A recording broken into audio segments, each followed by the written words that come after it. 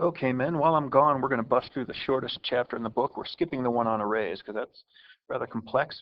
And we are going to jump ahead to chapter 9, I believe it is. It's called Exceptions. And this is going to help us when we're in a situation where our programs crash.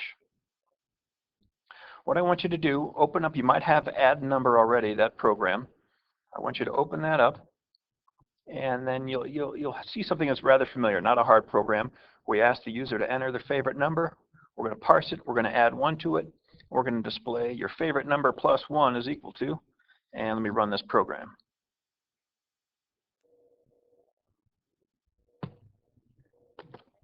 Okay, so pretend my favorite number is 2.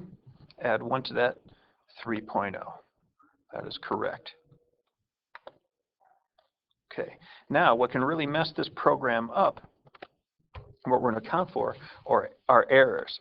So say we ask someone to enter their favorite number, and they type 2, TWO, we hit that, it crashes the program. The reason is TWO 2 can't be, as a word, can't be parsed. We can't change TWO into a number. The program isn't that powerful. So we have to be able to account for that. And how we do that is with try-catch statements.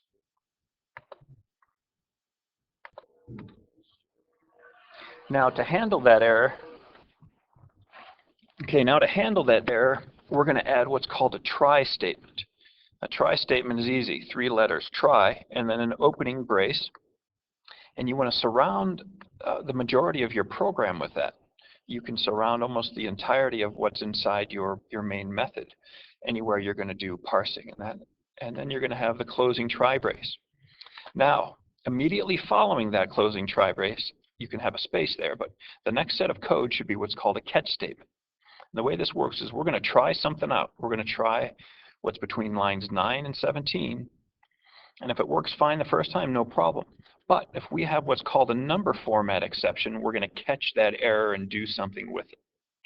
So, Mitch, you're probably asking the question, why number format exception? There are lots of different errors we can generate, but this one is going to be what's called a number format one, because when we parse a string, if it can't be turned into numbers, it's going to cause an error. And then this E, you can probably put down any number you want. That's like a variable name. So if I made that number exception X, that's still going to work. But they generally use E for error. And in this, we're only going to try and catch one thing. You can catch more, but it becomes more complicated. So once we catch it, if that error happens, rather than close the program and generate an error message, we don't want our program to end, so we're going to catch that error. And then what we're going to do is deliver a message.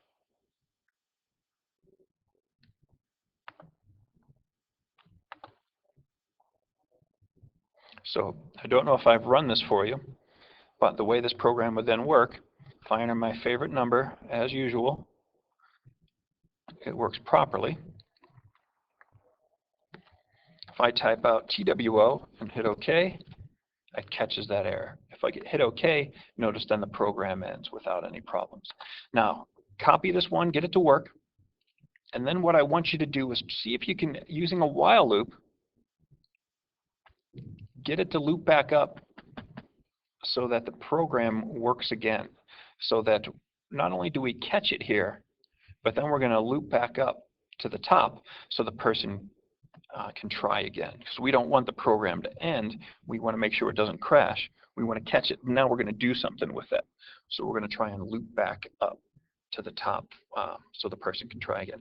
That's your challenge today. And then also, if you finish that, add one of these try catches to your gambling program so that if a gambler guessing in your guessing game, if they try to type out their bet, it doesn't crash the program, because right now your program will crash because of that.